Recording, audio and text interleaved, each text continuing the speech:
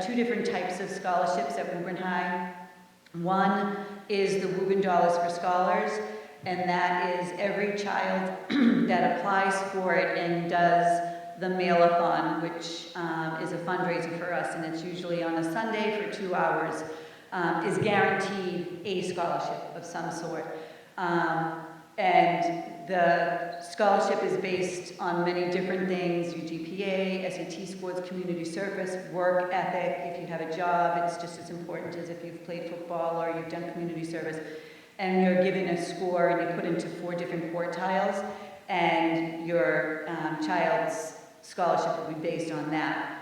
And that is, everyone gets it if you apply. The other ones are the community ones, which it's amazing the amount of community scholarships that we have. They range all the way from a $15,000 scholarship, we have a couple of $10,000 scholarships, to sometimes it's a $50 scholarship given to us by someone who just wants to help somebody out with a book or something like that. So those are in Mr. McGuire's office, and they start trickling in after Christmas, typically. We do have one that's available. Your children all have a Naviance account, and on their Naviance account, there's a scholarship button, and if they click on the button, it has all the inactive scholarships with the exception of one, so that it's a track scholarship that's available right now. But if you check that Naviance account, Robin Giardina, the administrative assistant for Mr. McGuire, updates that Naviance every time she gets a new scholarship in. She activates it, and it gives you all the details you know. And as we say to the students, if they don't apply for these scholarships, there's no shot of them getting it. It's just as simple as that. A lot of times kids think it goes to the the smartest one, and if you're not in the first in your class, or you're not in AP Lit, you're not going to be able to get this scholarship. That's not true. One of the scholarships that has a lot of value to it bases it on an essay that really, the determination is from the heart. It's not about the grammar, although we do want them to have good grammar. It's not about that, it's really about their story and how they answer those questions. So it's really important that you push your kids to apply for these, because they will say, I won't get it, because they believe that. I've done this for many years, and I'm consistently reminded that only the smartest kids get these scholarships, and that's really not the case. That being said, they could apply for 20 scholarships and they might not get it. So it is a gamble that they're taking, but the Dollars for Scholars is a guaranteed one, and all the other ones, they should definitely take a look and apply. We would hate to see some money go unused, which has happened in the past. So without further ado, I'm going to introduce Patricia Riley, and she is our MEFA extraordinaire, and she's going to bring you through this, as we said last year, riveting topic of college financing, and we'll be able to answer all your questions for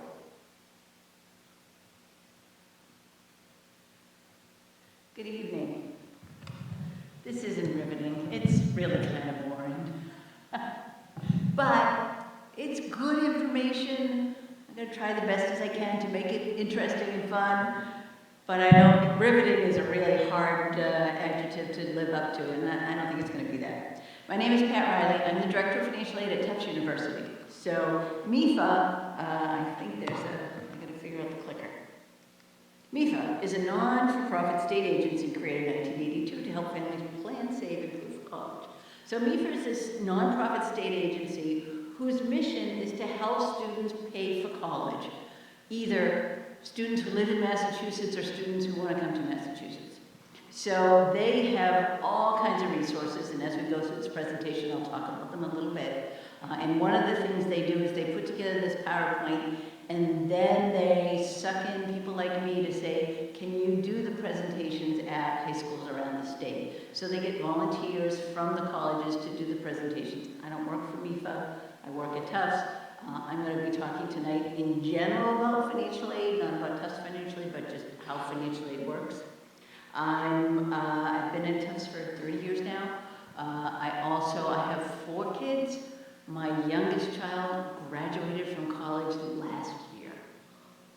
Oh my God, it is the best feeling ever you will be there really quickly. You have no idea how quickly it goes. People told you that when your baby was born, and it keeps happening. So you can do it, it's gonna work.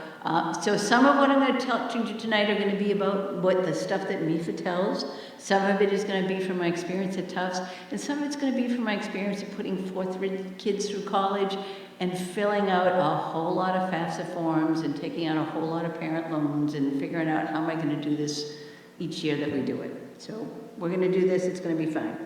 The presentation lasts about an hour. There'll be a couple of places where I'll sort of take a break to ask questions, and then there'll be time for questions at the end. Let's see, what else? I think that's it.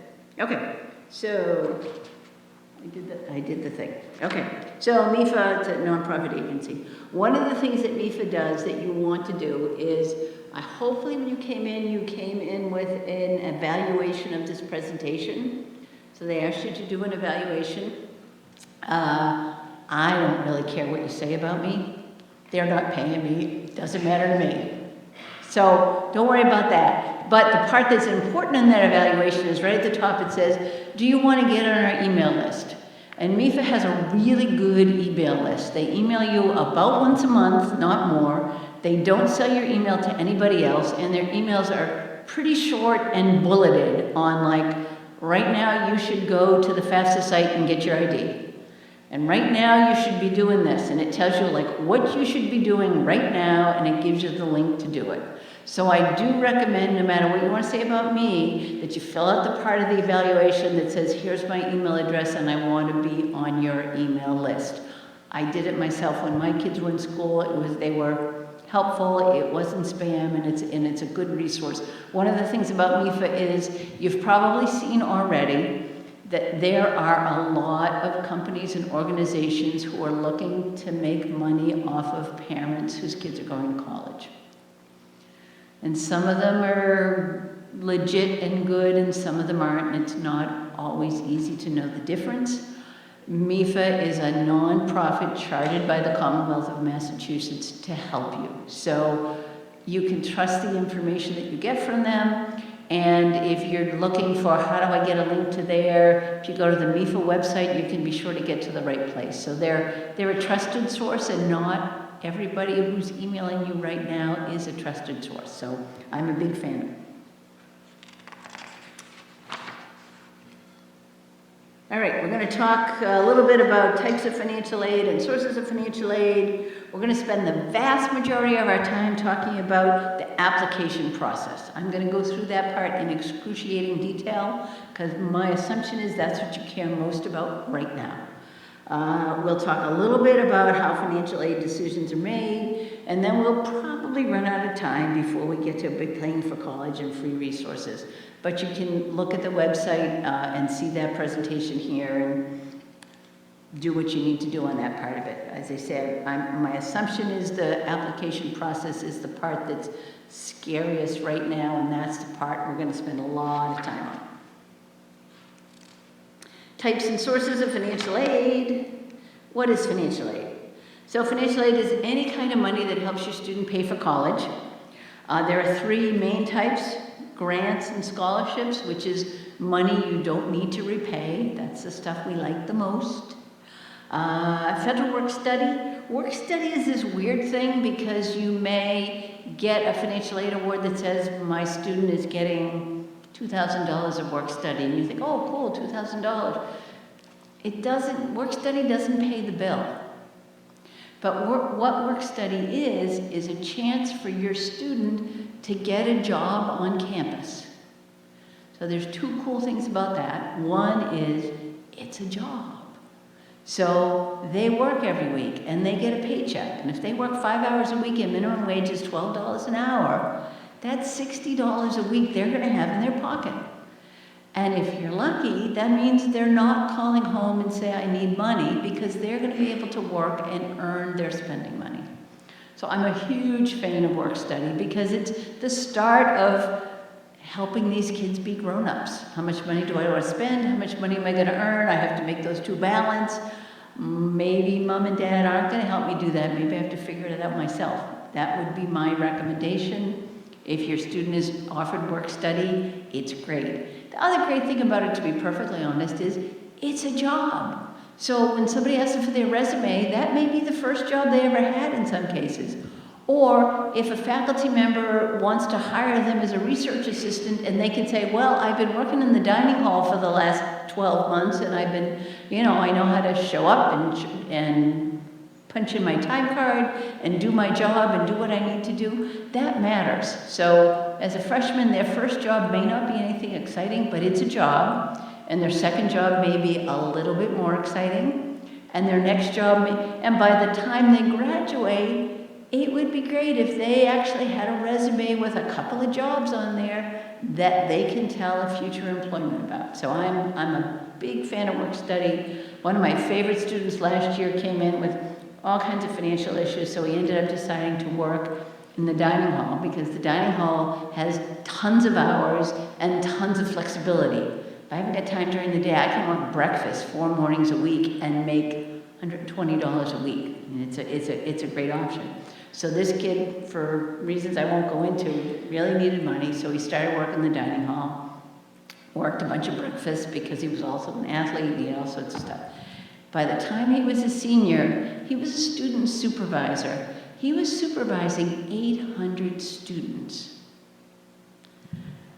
And when he graduated, he got a really good job because a 22-year-old that can supervise 800 students, that's a job school that really matters. So I'm a big fan of work study. If your kid gets offered work study, the 2 things you need to know is it's not going to help you pay the bill now, but it's going to offer your student a whole lot of resources, and it's a great option for them. The other type of financial aid, and we're going to talk about this a little bit more going forward, is federal student loans, and we'll talk about that as we go forward.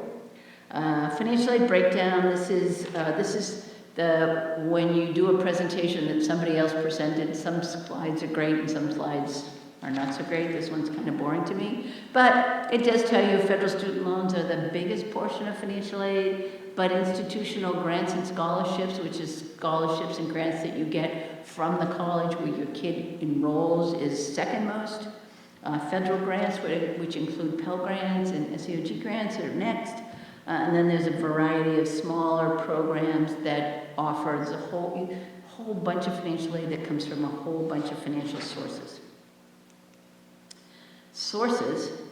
Federal government has a grant program. They have 2 grant programs, Pell Grants and SEOG grants. They have the Federal Work Study Program, which is the major work study program. They have several different student loan programs and some parent loan programs. You may get tax incentives when you file your tax return a year after they start college. That doesn't feel like financial aid, but it kind of is because it's money that you're getting because your kid is in college. So it's counted as financial aid in some ways, even though you don't get it till after the fact. Studentaid.gov is where all of this stuff you can look at. Massachusetts has grant programs, scholarship programs, tuition waivers, loan programs. They get all kinds of programs. Colleges give away tons of money. As I say, they're the second highest contributor to financial aid after student loans. And then there are other agencies, outside scholarships, private scholarships, and such that offer financial aid. Now, 2 things about this. One is this sounds really complicated. Like, how am I going to figure out all this? It's actually our job at the college to help you figure that out. So when you fill out all these forms, you're going to send the forms to the federal government. You're going to send the forms to the College Scholarship Service, the College Board. You're going to send the forms to the state, the Commonwealth of Massachusetts, to see if your student is eligible for any money from them, and you'll send the forms to the schools that your son or daughter is applying to. If your student is admitted, at that point, the school that your son or daughter is admitted to is going to send you what we call a financial aid package, which is going to be, we figured out what's all the money. So you're going to get this much from the state. We figured out you're going to get this much from the federal government, and we figured out we're going to get this much from you. So believe it or not, this whole process is designed to simplify it for you, even though starting out it feels really complicated. So each school will give you, here's not only from our school, but from the federal government, the state government, and any other organizations that we know about. The other thing I wanted to mention is right before I came up, we talked about private scholarships. There's lots and lots of private scholarships. There are some online tools where you can search for private scholarships. So fastweb.com is one that we use. It's legit, it's free. Not all of them are legit and not all of them are free. And what it does is you put in a whole bunch of information about your student, their academic interests, their extracurricular interests, their career interests, their family information, and it will send back to you a huge list of here's scholarships that your son or daughter may be eligible for. And most of them are going to be for a student who's academic, merit, and financial need, and there are 8 million other kids who are going to get that same thing. Probably not worth your time. But every once in a while, if you go through that list, you'll see a hit, and you'll see, oh, for a student who, you know, plays soccer and wants to be a doctor, or some, whatever it is, that you think, this is my kid and not every other kid. And those ones are probably worth a shot. The other ones that are definitely worth a shot are the local ones, because again, it's all about how big is the pool, and any scholarship that's only for kids in Woburn, that pool is pretty small, and they work really hard to spread that money around. So we talked about on a Sunday afternoon with anybody who comes in and helps with our mail-a-thon or from-a-thon, make sure your kid is there, because did you hear, they're guaranteed a scholarship if they spend a couple of hours on a Sunday afternoon. Why would you not? In addition, any of these local scholarships, again, they don't always go to the top kids, they try to spread them around, so I strongly recommend anything local that seems even vaguely possible. It's worth doing. If you want to do one of these big searches, you can give it a try. Again, from my own experience, my son who did the FastWeb thing, it came back with a scholarship from the Sheet Metal Workers Union. Because my dad was a sheet metal worker at the Charlestown shipyard. And it turns out it was a scholarship for children or grandchildren of sheet metal workers. He got $1,000. He was my fourth child. It broke my heart that I didn't know about the scholarship when I had the 3 kids, but whatever. The other one, again, local. My mom was in the Senior Citizens Club, and they had a scholarship. And they talked about how they had trouble getting kids to apply for this thing. Again, it's $1,500. It wasn't going to pay the bill, but every little bit helps. So keep your eye open on that. If you can get access to your students' Naviance accounts, so you can check the scholarships that are coming through and actively encourage them, it's really worth it. It's not going to change your life, but every little bit helps. And if you spend 2 hours and get $1,000 scholarship, that seems like it's kind of worth it. Okay, types of financial aid. There are several types of financial aid. One is merit-based aid. I feel like I missed a page. Oh, I did. Okay. Federal student loans. So I said I would talk about federal student loans. We hear a whole lot about the student loan crisis and how much students are borrowing. You need to take it with a grain of salt. So there's several different kinds of student loans.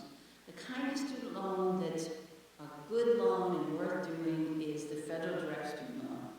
So a federal direct student loan is a loan from the federal government to your son or daughter. You are not a co-signer on that loan, which is a good thing. They don't do a credit check, because if they did a credit check on a 16, 17, 18-year-old, they wouldn't get anything anyway. Sometimes the federal government will subsidize the loan, so they'll pay the interest while the student is in school. Even if you're not eligible for financial aid, they will still make the loan to the student, but in some cases the interest accrues to the student while they're in school. But it's still a way for you to borrow. It's $5,500 as a freshman, $6,500 as a sophomore, $7,500 as a junior and senior. So So not a small amount of money to help pay for college.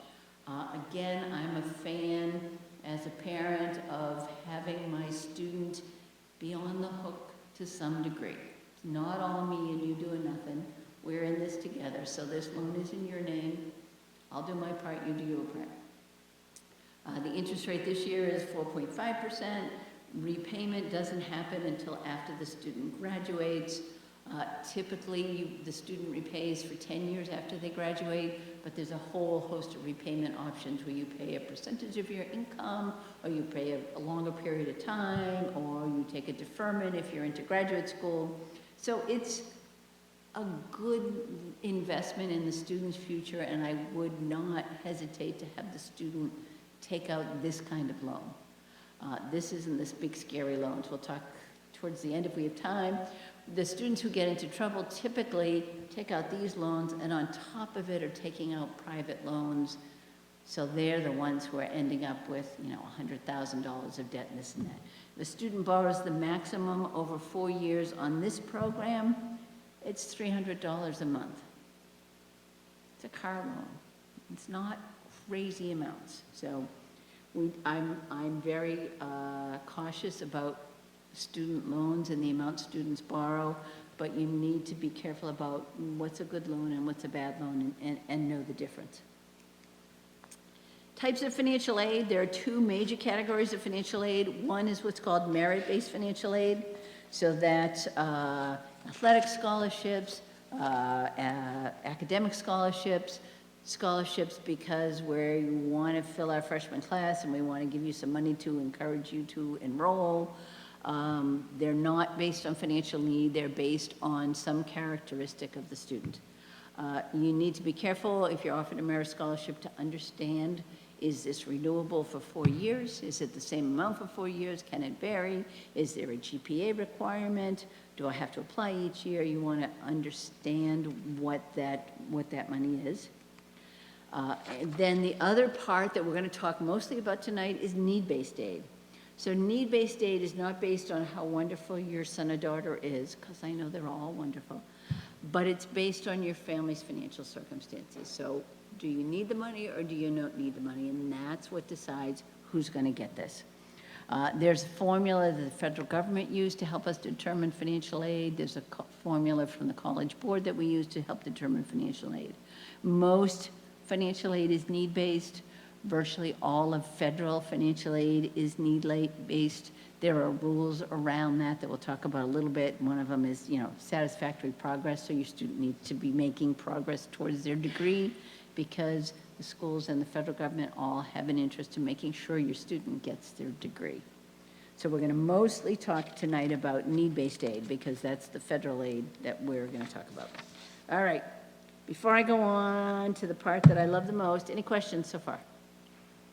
Give me a chance. Okay.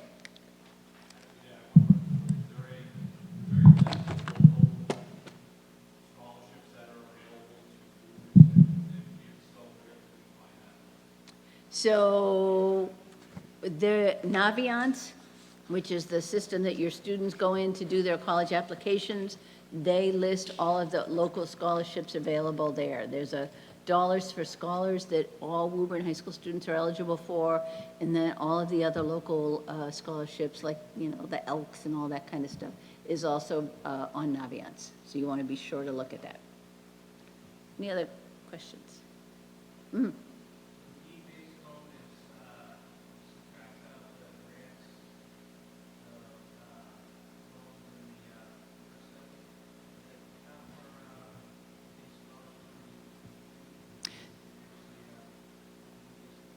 So are you worrying that if you take a loan, you'll get less scholarship? Is that the question? Probably not. So when we get to the talking about how we calculate financial aid and packages, I'll try to get back to that question, okay? All right, application process. So the first thing about the application process, the whole college application process is mostly on your student. You're probably sort of hovering and make sure that they're on track, but it's the student who's doing the vast majority of that work. The financial aid process is mostly on you guys. You got to do this stuff. They can't fill this stuff out for you. The one thing that I recommend most is to be very deliberate about being organized and keep track of this. This isn't something that you want to be kind of half-assed, just sort of do stuff and this and that, and I don't really know what I did. There's a lot involved, and keeping track of it makes a difference and it helps. So whether it's a spreadsheet on your computer or a list in a notebook or a chart on the kitchen wall, you want to be very deliberate on, here are the schools my son or daughter is applying to, and you list them down, and then here are the requirements for each school, and here's when I did them. So we're going to talk in a minute about the FAFSA, which is the federal government's financial aid form. Every school can have a different deadline, so you need to keep track of every different deadline, and then you need to keep track of when did I submit, because you want to have a record of when you submitted the form.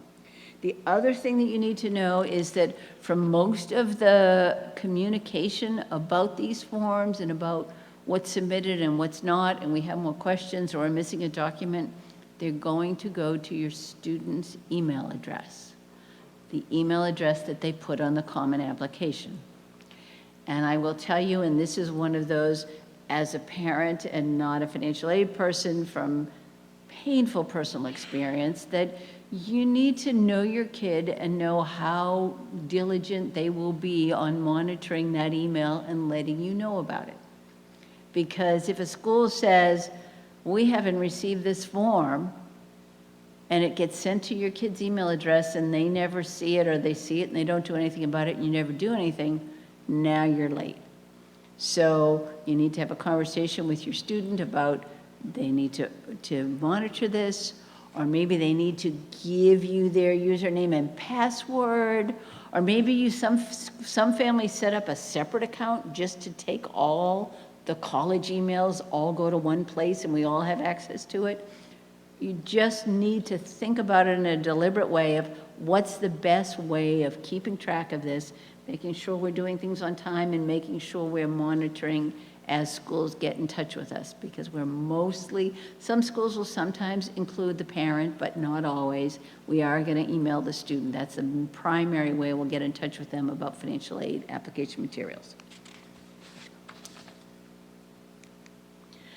The reason I'm being so obsessive about this is that deadlines matter a lot.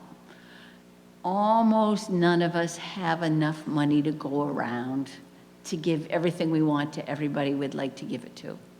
So when you don't have enough money to go around, using a deadline as a way of rationing what you've got seems fair. So if this family needs $30,000 and this needs $30,000 and I'm running out of money and this one was late and this one was on time, this one's going to get the money. It's just, it's the way that this works. So in most cases, getting it in wicked early doesn't matter, but in most cases there's a deadline, and that deadline matters a lot. So one of the things that makes the process complicated is everybody doesn't have the same deadline. So you need to think about who has the earliest deadline and need to figure out. The thing you need to know is I would rather have your forms on time, even if they're not perfect, than to have it perfect and be late, because it's still late. So we'll talk about how you can get something in on time and go back and correct it after the fact if it wasn't perfect. But there's no way to go back and make something on time that it wasn't on time. So in the list of things I want you to remember from tonight, deadlines matter a lot. Perfection doesn't matter. We understand that people change things and correct things, but deadlines matter. So you need to be sure that you get that thing on time. So the most important form is the FAFSA. How many of you have done a FAFSA before? Oh, God love you. It wasn't awful, was it? It wasn't too bad. It's actually not as bad as its press is.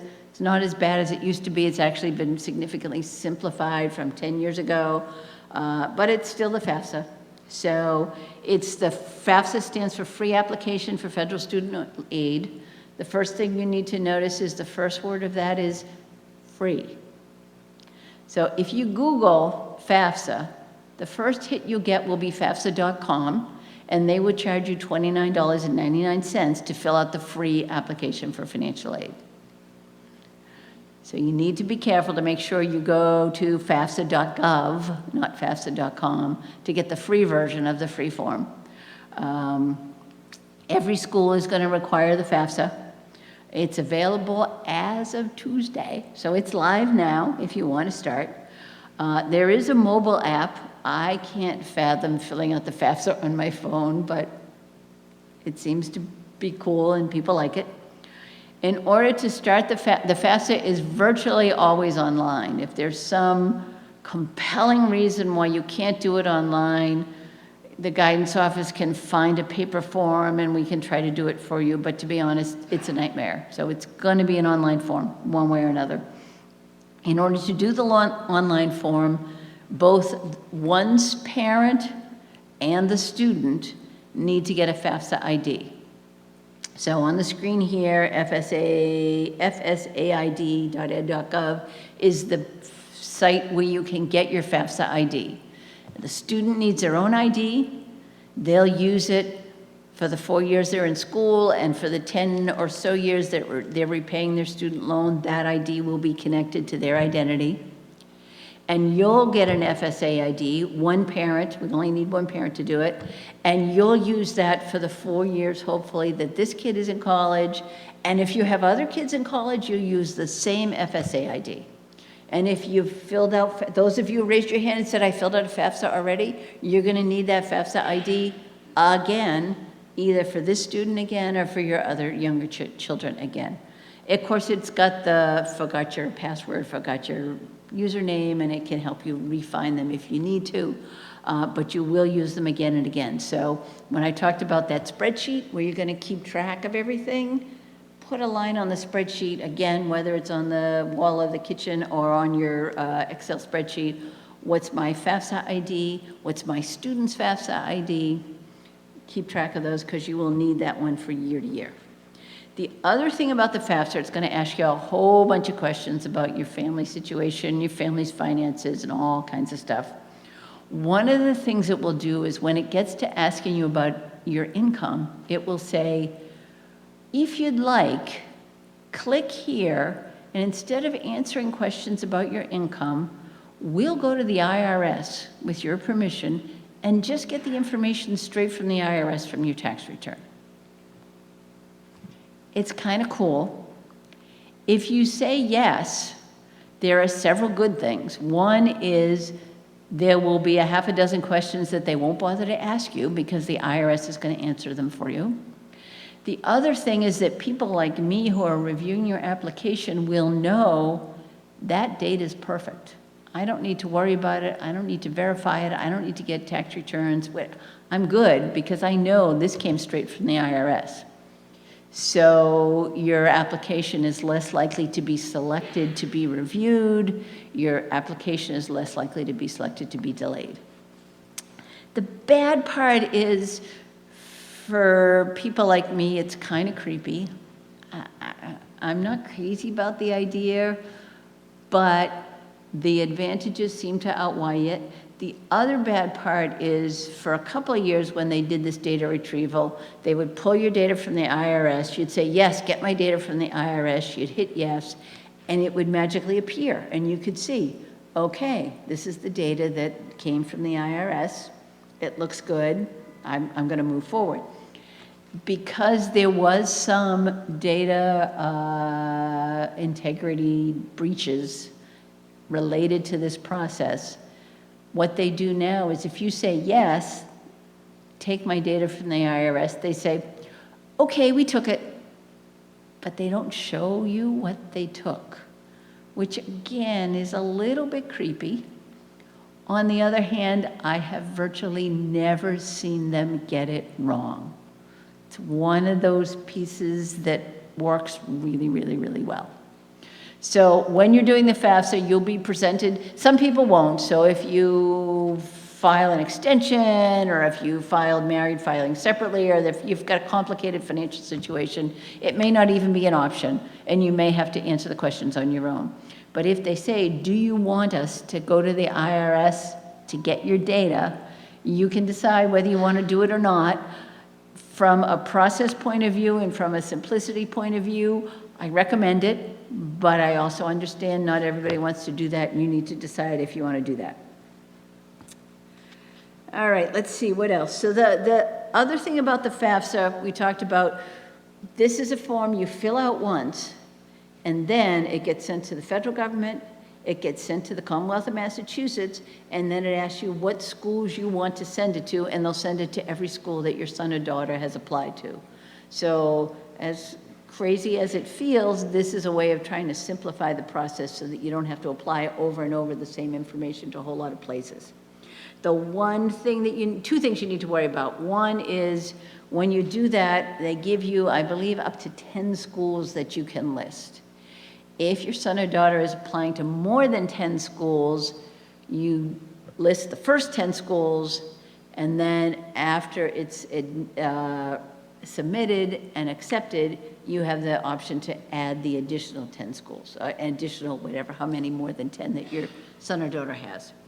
Now, when you're figuring out what schools to list and what's the deadline I have to fill out, this is where you're going to go back to that spreadsheet you have, because for every school that your son or daughter is applying to, you need to look up on their website, what's their deadline? When does this school need it? When does this school need it? Down, down, down, so that you'll have a column that will show what's the deadline for every school. Because the catch is here, if there's one school that needs it by January 1st, and 9 schools that don't need it till February 1st, you have to submit it by January 1st, because that's that school's deadline. And you don't want to miss that one. So even though it's a month after everybody else, you have to find the earliest deadline, and that's the deadline that you need to use for that form. Similarly, if your child is applying early decision or early action to a school, and they may have a FAFSA deadline of November 15th or December 1st, you need to get it done by that early deadline, even if all the other schools don't need the form for another month or 2 or 3. So that's where having a spreadsheet where you can organize all of that is helpful to know, this is my deadline, because every one of you could have a different deadline. I don't know what it is, because I haven't done my spreadsheet and done the research for you, but you need to do that. Let's see, you do have to fill out the FAFSA every year. I'm sorry. It's easier after the freshman year, because at that point, your kid is out of school, so you only have to send it to one school. The deadlines are a little bit later, and it's just not nearly as stressful. So you do have to reapply each year, but it's not quite as scary as it is the first time. Okay, what's reported on the FAFSA? General information, students, citizenship status, non-citizen parents. So if your parents are not U.S. citizen, that's okay. I'm going to ask for SSNs. If you don't have one, you put in all zeros and file a paper form. Every other parent is going to have an FSA ID and is going to fill the form out online. The single most important piece of data on the FAFSA is the student's social security number, bar none. So when you fill out the FAFSA, you'll get back a confirmation that says, here's your data, we sent it to these schools. Do you want to send it to any more schools? And you can add the schools. Do you want to update any more data? You can add data, you can fix data, you can correct things. It's all good and well, except the SSN. If you got your kid's SSN wrong, it's a nightmare. Because what happens is when you fill out the FAFSA with your student's SSN, that data gets sent to the Selective Service Administration, the Social Security Administration, the Department of Justice, it's a couple more. There's like 6 different places that SSN gets sent to make sure that your student is a citizen, make sure that they don't have a drug conviction, make sure that if eligible, they've registered for the draft. All of this data stuff is connected to your student's SSN. And when your student's data comes to my school, the only way I can match their FAFSA with their application data is by their SSN. So if you've got the SSN wrong, it's a big, big problem. So when you start the FAFSA, before you start, you need to take a deep breath and make sure I have the right SSN. So you don't want to, twist numbers around, right? You don't want to use the parent SSN instead of the student's SSN. Anytime on the FAFSA when it says your SSN, your income, your is always the student. You is the student because the form is written for the student. If they want parent information, it always says parent information. You're not sure, you is the student. So you want to be sure that you get the right SSN. It's not, I filled out my older son's FAFSA, so I copied the number from there. I cannot, if you remember nothing else from tonight, this is the thing that matters the most. I think I said that before, but this one is even more important. So, parent SSN. You have to fill out citizen stuff, you have to fill out where your student is applying. We talked about if you have more than 10 schools, you can do it in 2 rounds. You have to give financial information about the parents. We need to talk a little bit about who's considered the parent. So if your parents, if there are 2 parents who are married, same sex or not, if there are 2 parents that married, those are the 2 parents who put their financial information on the form. If they're parents who live together and aren't married, they're still both parents and they still put their financial information on the form. Where it's get complicated if parents are separated or divorced, you only put the custodial household on the form. So you have to figure out which household does the student live in more. And if it's close, you can add up days. And if it's absolutely equal, then it's the student who provides more than support. But you need to decide for the FAFSA, who is the custodial household? Where does the student live more often than not? And whatever parent that student lives with, that parent's information goes on the FAFSA. Even if the other parent may be claiming the student on the tax return. That doesn't matter. This says, who does the student live with? Who's the custodial parent? Who's the custodial household? Which means if that custodial parent has remarried, that step-parent's income also goes on the FAFSA because that's the custodial household, and the FAFSA wants to know about the custodial household. If you have legal guardians, those are not considered parents. We'll talk a little bit later about other forms that have different rules for non-custodial and custodial household, but for the FAFSA, it's only the custodial parent. If the custodial parent may still be filing a joint tax return with the non-custodial parent, so if it's a recent divorce or separation, they might still be filing their tax returns jointly. In that case, the custodial parent has to figure out what portion of the income on that joint tax return was mine and only report that income. And when it asks for assets, the custodial parent has to figure out what portion of assets, if they've not yet been divided, what portion are mine. It's a little bit tricky there, but the FAFSA is only the custodial household. It's going to ask about the number of people in the household and the number of children in college. So it includes the parents who live in the household, siblings who live in the household, other people who live in the household who will continue to live with you and get more than half of their support from you. Siblings living in the household, again, from somewhat painful personal experience, I will tell you that sometimes your kids graduate from college and come back home. And they may be filing their own tax return. You may not even be claiming them on your tax return anymore. But if you can say, I provide more than half of their support, like they don't pay me any rent, that would be more than half their support. That is considered a member of your household. So you need to think about who gets considered, and it doesn't always line up with a tax return. It's who's providing more than half of their support.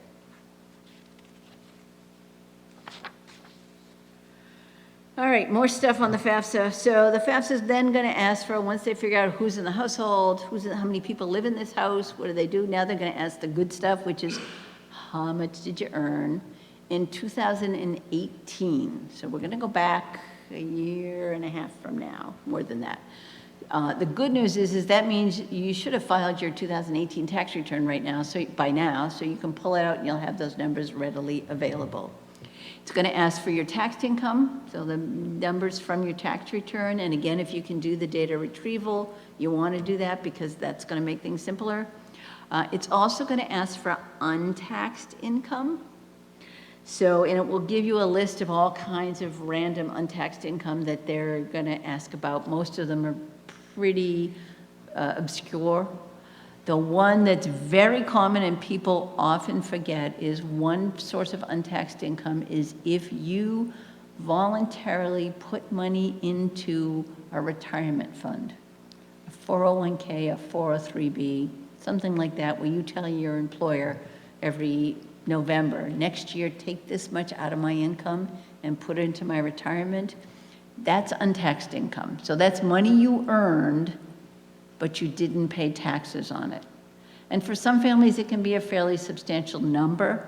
And if we get your W-2, we're going to see it and we're going to know about it. So you need to pay attention if you're somebody who has a retirement plan at work, and there may be some portion that your employer pays, but there may be some portion that you voluntarily put into your retirement. The amount that you put in 2018 towards that retirement fund is considered untaxed income. So that's the last thing I'm going to say that I want you to remember.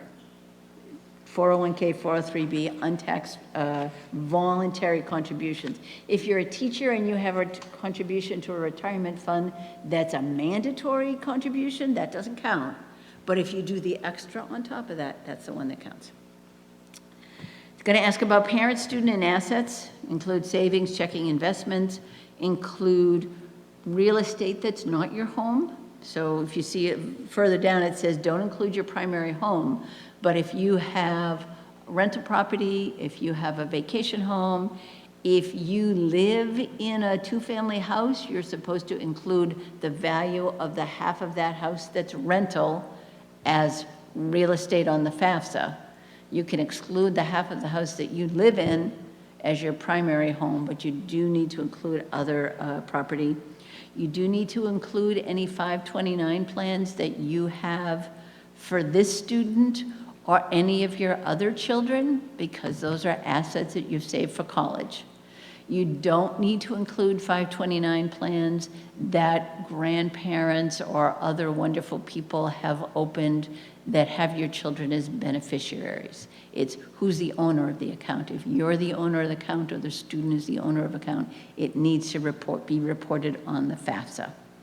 If there's a uniform gift to minors account that has your student's information, your student is the minor, that gets reported as a student asset because that's the student's money. You're not going to include your primary home. You're not going to include the value of your retirement. So I talked a few minutes ago about how you're going to include the money you put into your 401k this year, because that's income you earned, but it was untaxed. Remember all that? But once you get it into that account, you never have to report it again. We don't care about it. You don't have to report it. You don't report life insurance. You don't include the value of a business that has less than 100 employees. We don't ask you about your debts. So if you have a whole lot of credit card debt, it doesn't really change the formula. If you have no credit card debt, it also doesn't change the formula. So you're not going to get less aid because you've been diligent about not, overspending. You're not going to get more aid because you bought a really fancy car and have a big car loan every month. We don't really care. I didn't mean we don't care, but the other thing about the FAFSA is there's no room for comments at all. It's just fill in the blank, there's no comments. So that can be a challenge, and we're going to come back to that in a minute on what you do about that.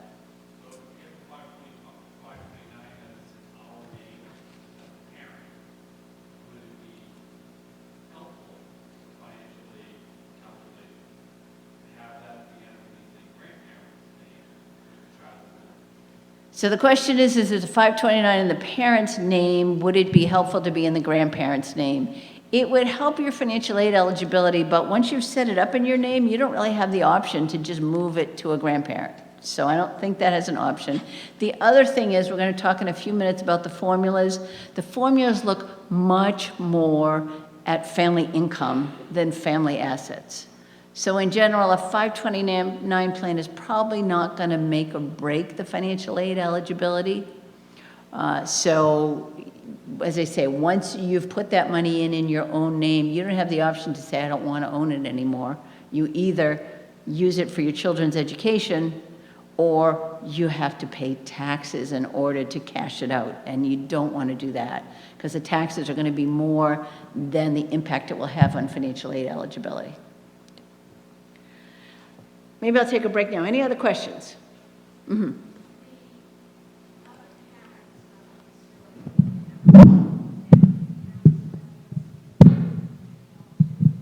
So the question is if there's the other parent, and I'm going to talk about that on this page. So that's why sometimes I don't stop for questions until the end of this section, because we're going to talk about that in just a minute. Any other questions about the FAFSA?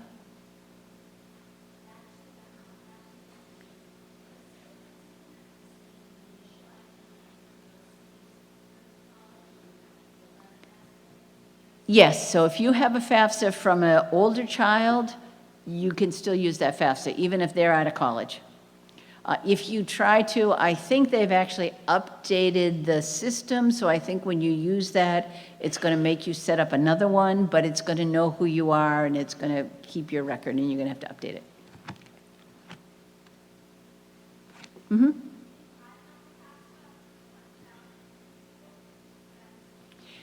Yep, so you have a FAFSA for when you were in school, FSA ID, it stays with you forever, so you can still use that same FSA ID now for your child.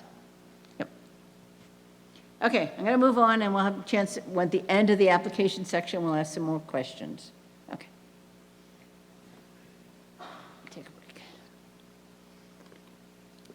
So the other form that many schools, but not all schools, will ask for is the CSS profile form.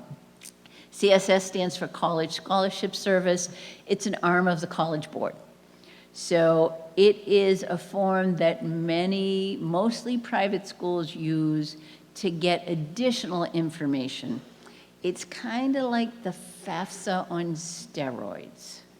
So the FAFSA says how many people are in your family and how many will be in college next year. And the College Board CSS profile form says, tell me the name of everybody in your house, and how old are they, and where are they in school, and how much is it going to cost? So we just want more information. In the income, the FAFSA says, what is your adjusted gross income? And the CSS profile says, how much did you earn from wages, from rental, from business, from retirement? You know, it goes through the same information, only in more detail. So when you fill it out, it will be somewhat annoying because it will ask a lot of the same questions, but then it will also ask for more detail. And we're doing that because schools that are giving away a substantial amount of their own institutional aid have an interest in having a more complete understanding of your financial circumstances. So there's something very different from a family who has one parent and is earning $40,000 a year to a family that has someone who's self-employed, has a business that's grossing $3 million a year, and nets on their taxes $40,000 a year. Those aren't really the same families. So the FAFSA is trying to get more detail about your family's financial circumstances. Let's see. Okay. So because it's the College Board, they're going to charge you money. They always do. Think SAT, think AP, that's what they do. It's $25 for the first school, $16 for each additional school.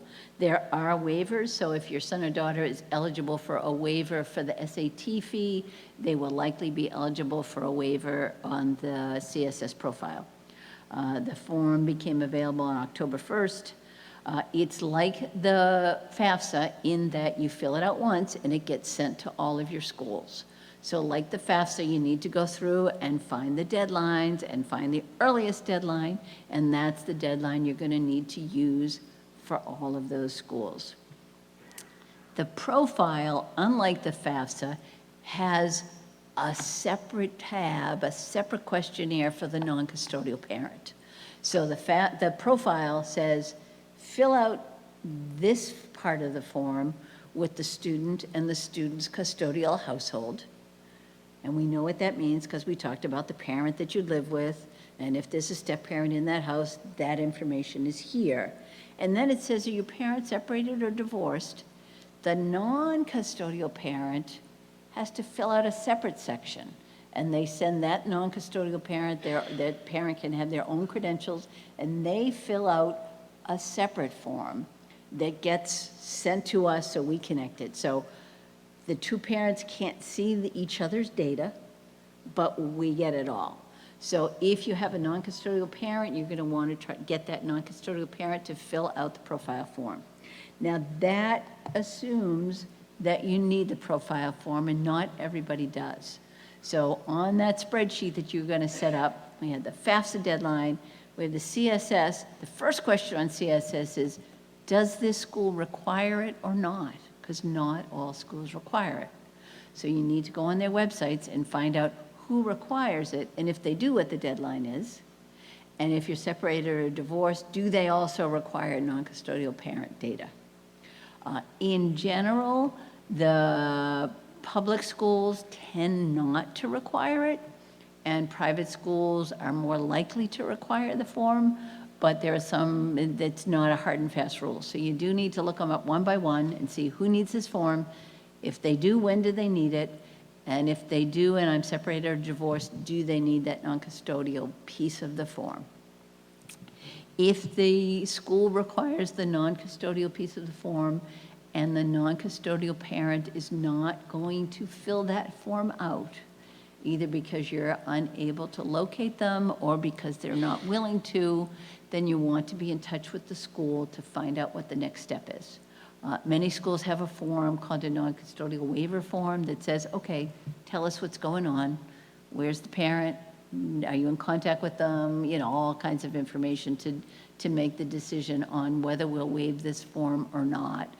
But each school will make that decision. So you're going to have to do a little bit extra work. If you're not, you're going to have problems getting that form. Let's see.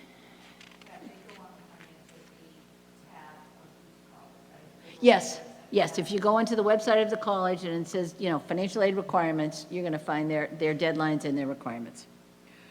Let's see. The other thing that I actually like about the non-custodial parent, the CSS profile form, is it does have a space for explanations.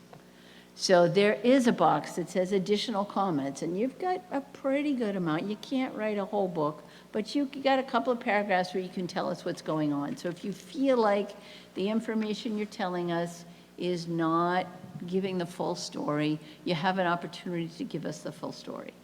The most common part of the story that we don't see is we're asking for your 2018 income. And if it turns out that 2019 income or 2020 income is going to be substantially different, you want to let us know about that. And if you fill out the profile form, you can use the explanation sheet to tell us. If you're not filling out the profile form for most of your schools, the other thing you can do is just send a letter to the school.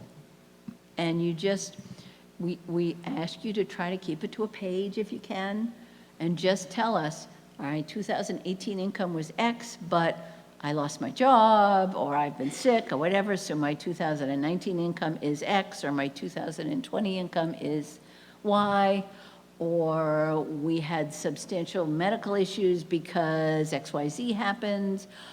We ask you to keep that, as I say, within a page, and be as specific as possible if you have special circumstances. So if you say, I had a family from Texas who had a flood with the hurricanes last year.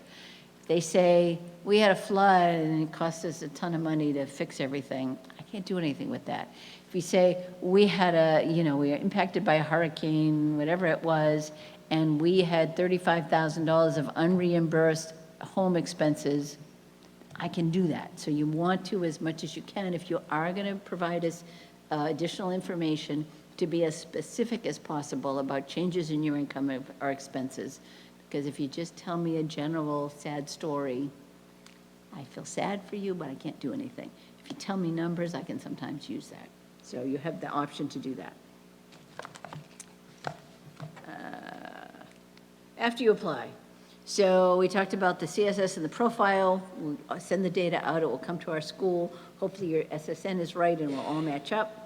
The student will get a student aid report from the federal government saying, here's the data that we sent to your schools, and here are the schools we sent it to. And that's your chance to send it to additional schools, and that's your chance to make any corrections. So remember I said you need to get it on time even if it's not perfect. So that's your chance to make it perfect. After you've submitted it, you can go back and fix things.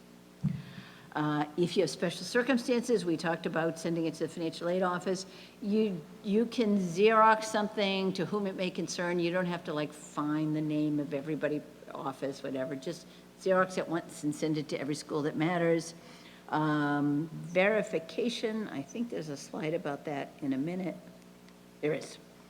So the federal government takes about a third of the people who apply for financial aid and choose them for verification.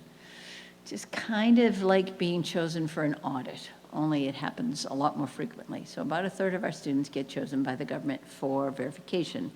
That means that the schools who want to offer them financial aid are required to request additional information from the family.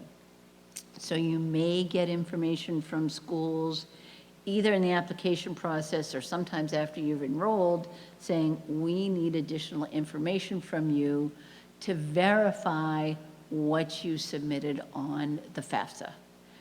It's usually not awful. It's not like an audit in that we don't want to see all your receipts and such, but if you didn't do the data retrieval from the IRS, we want a copy of your tax return. We have a worksheet where we ask you to confirm who's in your family and who's in college. We might ask you to confirm other kinds of things. It's just sort of an annoying paperwork thing. So the first thing is don't blame us. The federal government is making us do it for them. But the other thing, this is where monitoring their students' email address matters, because there are schools that will not release a financial aid award until they have all their verification documents. Now, ideally, the process works. You'll apply for admission, your son or daughter applies for admission, you fill out the financial aid application.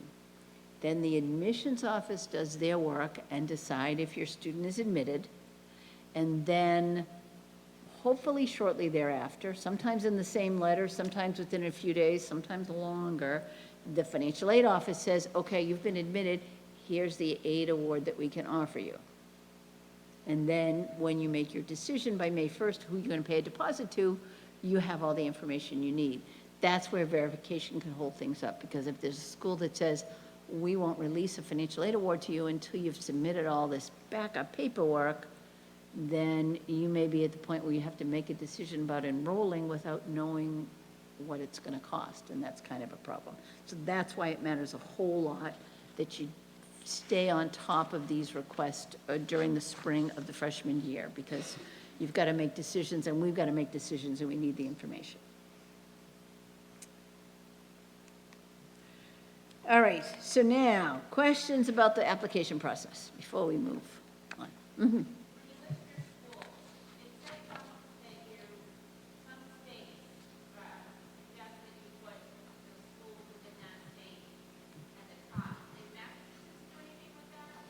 So Massachusetts just wants you need to apply by May 1st.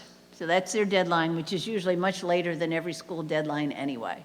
So they don't particularly care as long as you get it done by May 1st is their deadline.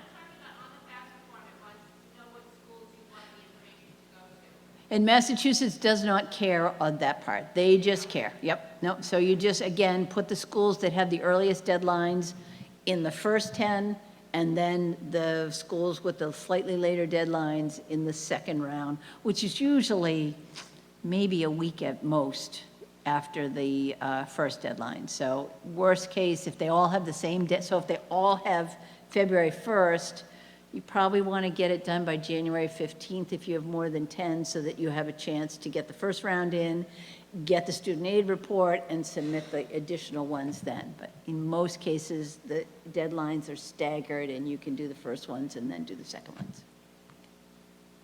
Other questions? Mm-hmm.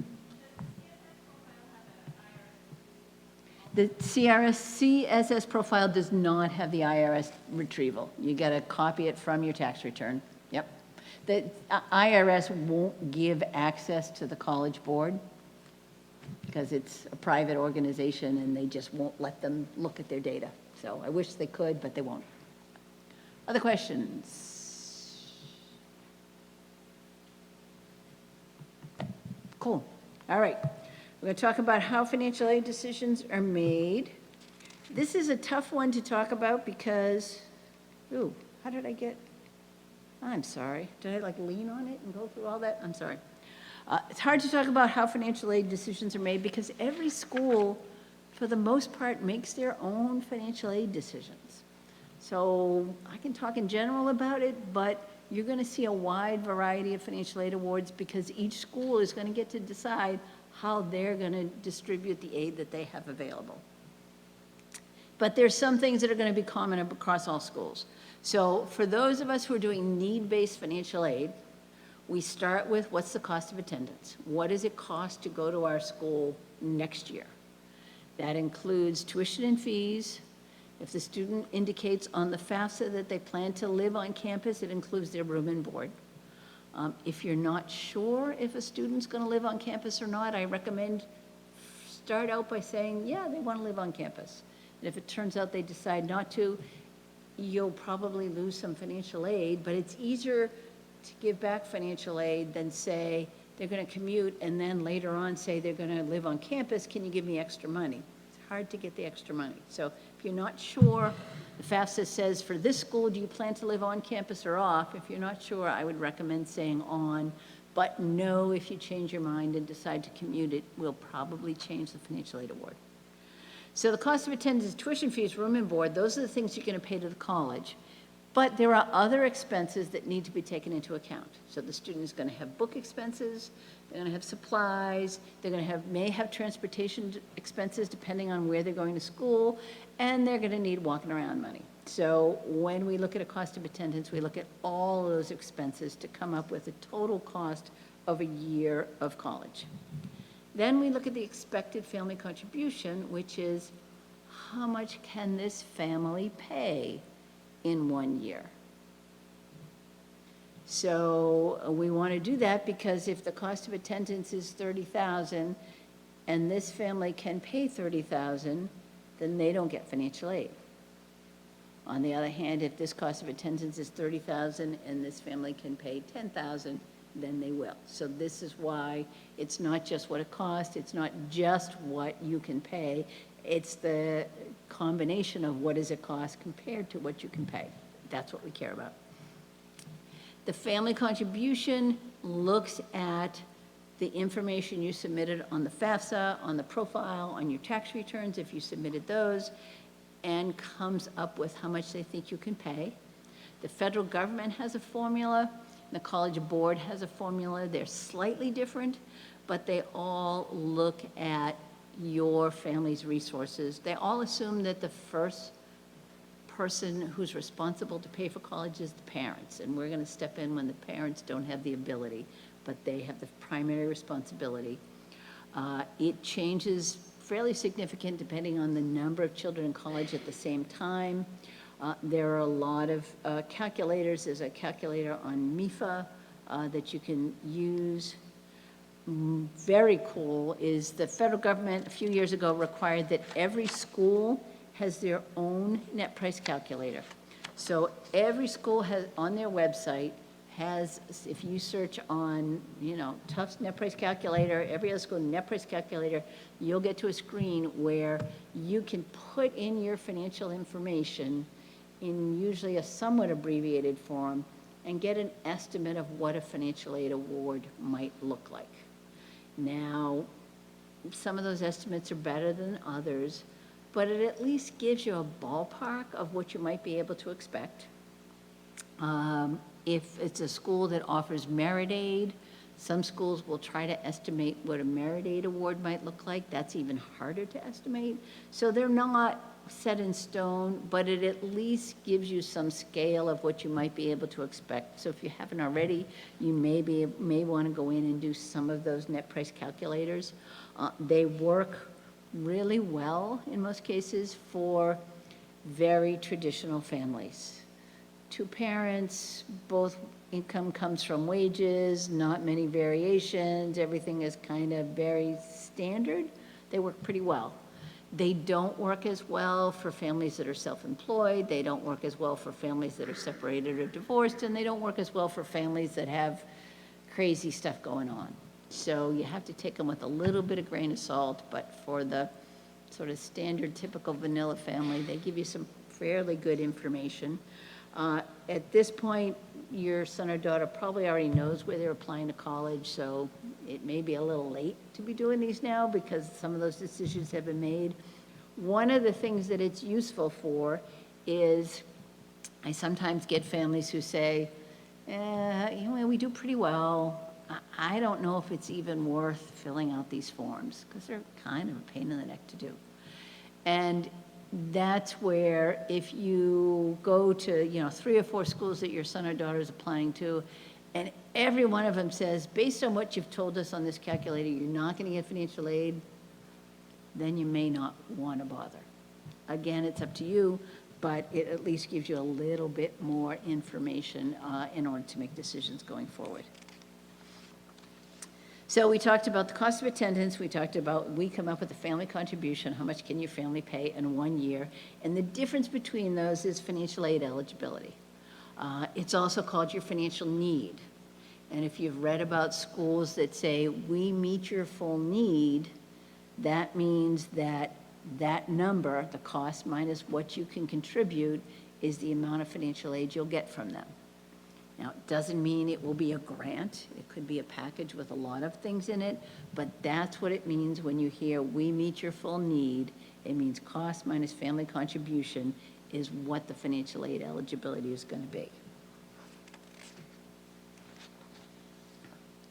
So we're going to look a little bit at the formulas that we use. So we had asked about 529 plans and should we move them around this and that. In this example, there are 3 families who make the exact same amount of money. All 3 families, A, B, and C, make $75,000. Family A has nothing in the bank. Family B has $75,000. Family C has $150,000. Looking at the family contributions, the EFCs, they don't vary a ton. So the first family A who has no assets, there's a $7,200 family contribution. Family B has $75,000 in the bank, and their family contribution is about $3,000 higher. So if they were at a school that was meeting full need, they would get about $3,000 less in financial aid, but they would have $75,000 to pay for it. So they might have a 529 plan with $75,000 in it. That might cause them to lose $3,000 of financial aid. Not a huge amount. And likewise, family C has $150,000 in a bank. It would cause them to lose maybe $7,000, assuming it's a school that meets full need. There are lots of schools that aren't going to give you that much anyway, so that doesn't matter a whole lot. But the point of this one is that assets don't matter a ton in the formula. The point of this one is income matters a lot. So here are 3 examples where the assets are the same. All 3 families have $50,000 in the bank, but their income goes from 75 to 100 and 150.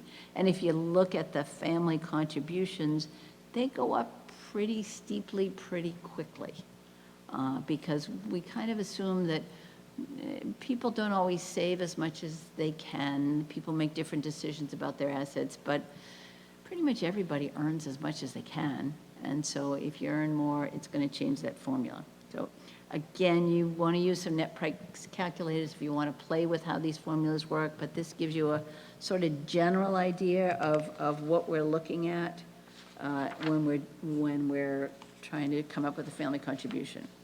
Once we come up with the family contribution, this is a chart that shows family contribution. There are 4 colleges that your son or daughter is applying to. The first one probably costs about what Tufts costs.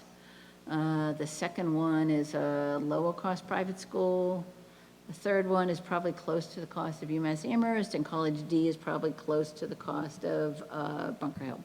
So 4 very different schools.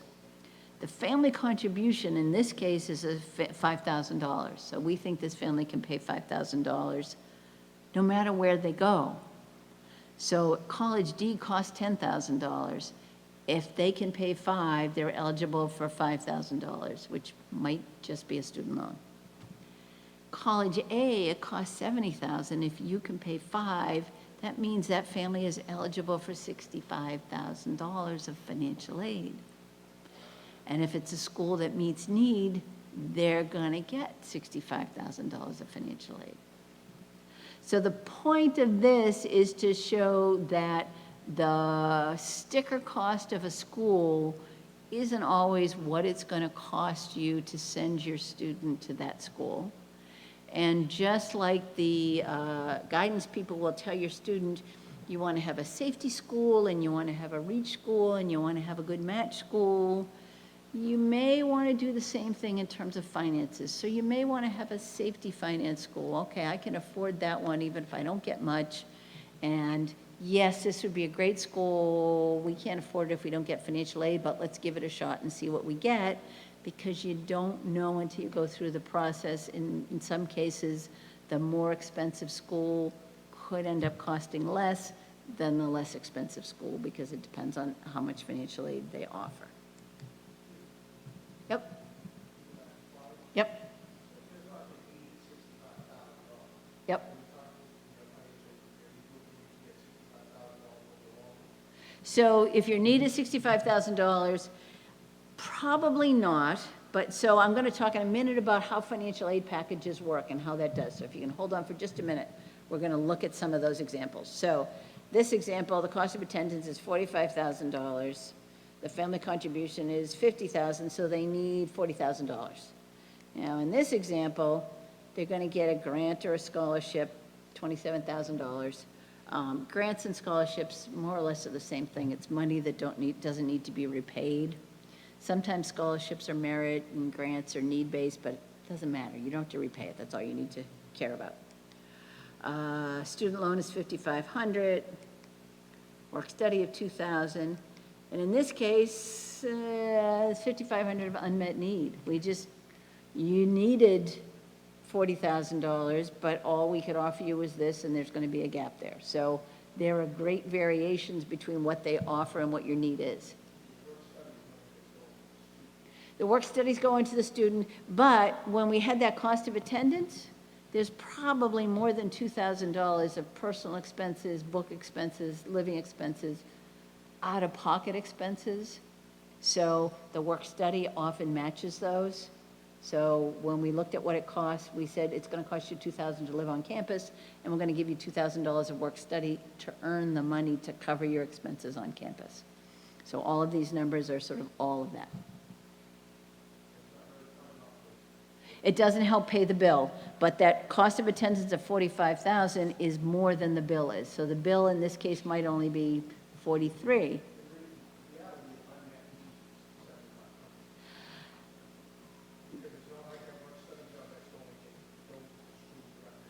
Right, so the unmet need is $75,000, but the other thing is the amount you're going to pay to the school isn't $45,000. It's probably $42,000 because there are these out-of-pocket expenses. Yep. So you're right. It's very mushy. That's why this is complicated.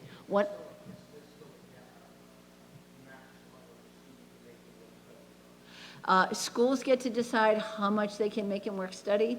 In general, they're not going to expect a student to earn between more than 10 to 15 hours a week. It's just not reasonable for a student, and because they have limited work study budgets, and typically work study awards tend to be between $2,000 and $3,000 and not more than that. So, I'll tell families, your student can't earn enough to help you pay the bill.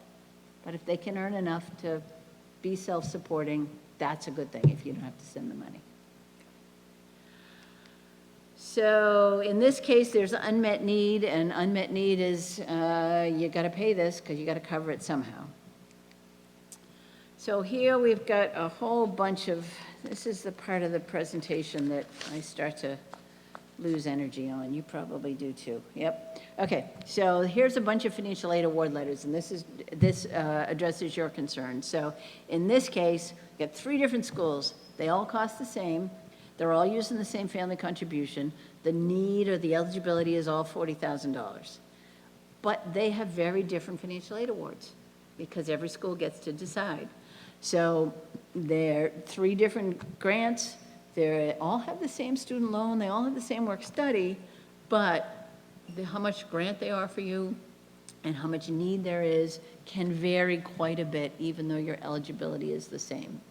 I will mention in April, MIFA does some after the acceptance presentations where at a few schools around the state, not every high school the way we do this, but in various places, and I think they do webinars, they do a session on helping you compare aid awards and helping you think about how to pay the amount that you need to pay.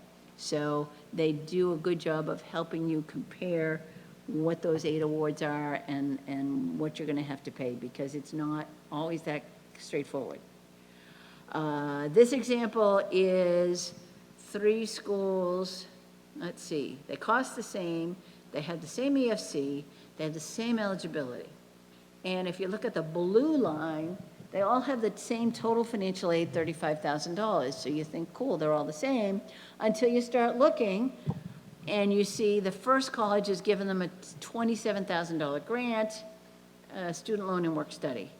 Second college is in the middle, and the third college is giving them no grant, a parent loan and a student loan offered $30,000 and nothing else. So college C is giving them a couple of loans and no work study and no grant, but if you just look at the bottom line, you may not notice. So that the lesson here is if you're at the point where you're comparing 2 schools that both seem really good and you want to do, you do need to look very carefully at what are they offering you. One of the red flags is parent loans are not really financial aid. They're a way to help you pay the bill, but they're not aid to the student, and you need to be very aware that if a parent loan is part of an aid award, that's very different from a grant or even a student loan. Any questions about that? The paying for college formulas, all that stuff. All right, well, good. We got like 5 more minutes. I told you I would run out of time before we get to paying for college. I'm sorry, what? No, I said in April, MIFA does some seminars. They do them online and they do them in person where they can help you with that. And on their website, they've got some of this stuff here. So there's a little bit more. The other thing is that the government in the last year has been a little more aggressive with schools on asking them to be more transparent as to what we're offering. So I think schools are getting better about money that doesn't need to be repaid, money that needs to be earned, money that's borrowed. And I think schools are trying to be a little bit better about that, but it does still take a little bit of work. The other thing is the guidance office is pretty good on this. So if you're getting stuck and need some help, you may want to bring those award letters in and talk to them. Sorry. We actually don't. Oh, they don't want to, sorry. Don't have the experience, so we feel we will do our best, but we always stay up front. I am not an Yep. person. My husband has been a person. We don't get trained in it, so definitely we have a couple of guidance counselors who have gone through the process and who have knowledge. Yeah. And we'll leave this award with them. I would very much stay up front. I'm not the girl. Got it. Yeah, MIFA does have an 800 number, and they're great. So if you're really stuck, you can talk with them, and they'll walk you through that process. Any other questions? The loan?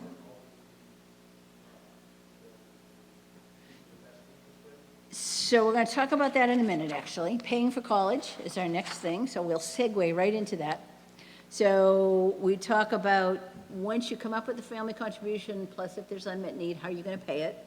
There's basically three ways to pay it. Either from what you earned in the past, AKA what you've saved, what you have in the present, and we'll talk about that, or what you're going to have in the future, AKA student loans. So, if there are savings, you're certainly going to want to use those to pay as much as you can. Present income, almost every school I know of has some kind of monthly payment plan where they can take what you're going to owe for the year or a portion of it and pay it in monthly installments for like a $50 fee for the year. So there's not an interest, it's not a loan, it's just you take what you owe and you spread it out over typically a 10-month or 12-month period. What I encourage you to do is to think long and hard about how much could we do out of just our current income. You know, that high school senior football player isn't going to be home anymore eating all that food, or she's not going to be taking 30-minute showers every day. You know, there may be some savings from having one less person in the household, and there may be some ability to tighten our belt a little bit, because anything that you can put in a monthly payment plan is something that you're not going to be spending your savings on, or you're not going to be taking a loan out. So I'm going to make up some numbers here. So if you said, if we really tightened our belt, we could pay $1,000 a month for 10 months. We could do that. Yep. Well, that's $10,000 that you've paid towards college this year with no interest and not spending any of your assets down. So that's worth doing. So you want to start by, and again, this is the time of year where you start thinking about that and start looking at budgets. How much can we pay out of our current income? Then you need to look at, do we have any savings or assets? Are we going to use some of that? Do we have 529 plans or whatever else to sort of pay whatever else? And then the last piece is that if neither of those things are going to cover everything, are you going to have to look at some kind of borrowing or some kind of finances? Let's see, think about terms of enrollment, postgraduate, starting salary, graduate school, credit score, compare each price net, paying for college. Okay, so if you are going to have to borrow for college, I do recommend you do some shopping. There are three major ways that we see families borrow for college. One is the federal government has a federal parent loan program. It's called the Federal Plus Loan Program, parent loans for undergraduate students. The nice thing is it's pretty easy to get. You don't have to do a whole debt to income analysis. You don't have to send them all kinds of information. You give them your social security number. They do a debt credit check, and if your credit is pretty good and you don't have any past due balances, you get approved for the loan. So that's a good thing, and you can borrow up to the total cost of education. It's a 7.5% interest rate, so it's not a great rate, and it's a 4% fee. So it may not be the cheapest loan that you can get, but it's probably the easiest loan you can get. There are a variety of private lenders, and you probably see them already because they know your kid's going to college. You're probably getting them on your news feed all the time. So Sallie Mae, Discover, Citizens, Wells Fargo, there's probably a dozen private lenders who make educational loans. You can sometimes do better. So the federal government's loan program is a flat rate. Everybody who gets approved gets the same rate. The private lenders have tiered pricing. So if you've got a really strong credit history and a really good loan application, you can get a pretty good rate, and they typically have no fees. If your credit history is not so great, you could get 10, 12% interest rate. So you don't know until you apply for that loan what the interest rate is. But if you're someone who's going to have to apply and has a good, strong credit history, you may want to look at some of those private lenders because they may give you a better rate, but you won't know until you apply. Then they'll tell you what the rate is, and then you make the decision on whether you want to take that loan or whether you maybe want to do the Federal Plus loan.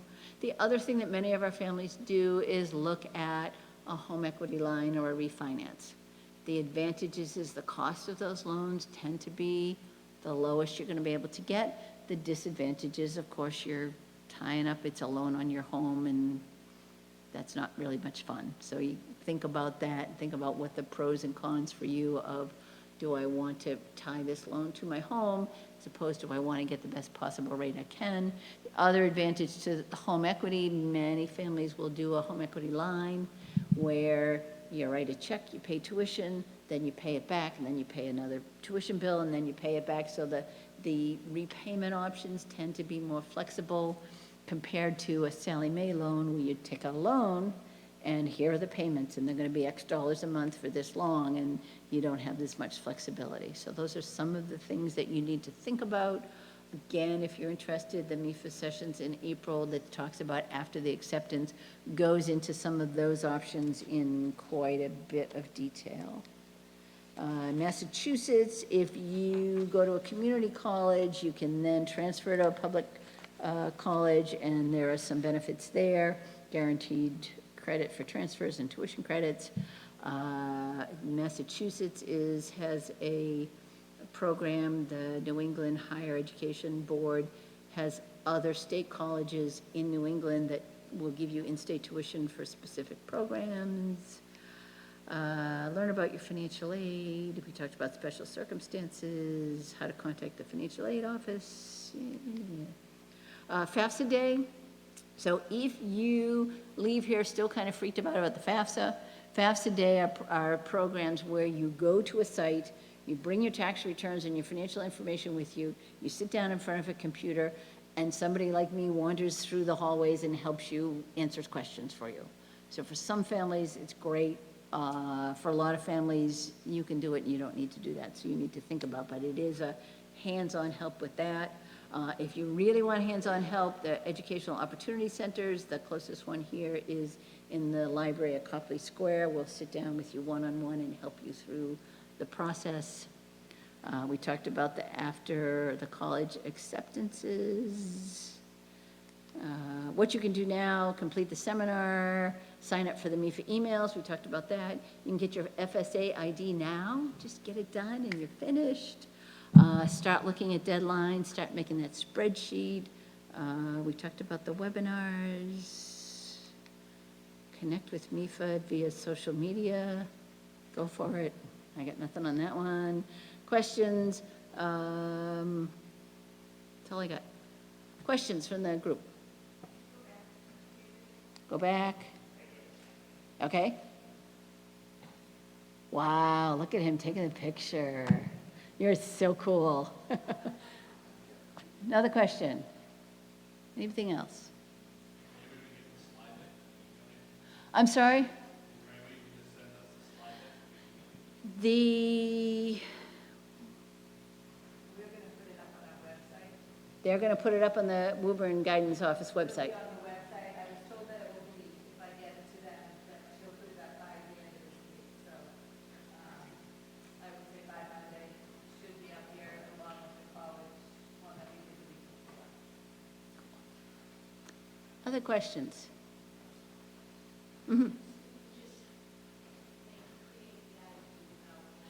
Right, so you can go in and get your ID now, get your student's ID now, and then you can like check off, okay, I did that, and just save it, so then when you're ready to do the FAFSA, that's already done.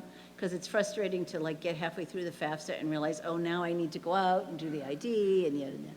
So in the spirit of do one little task at a time, that's a task that you can do that takes 5-10 minutes. Okay. Questions? All right, good luck. You can do it. It'll be great.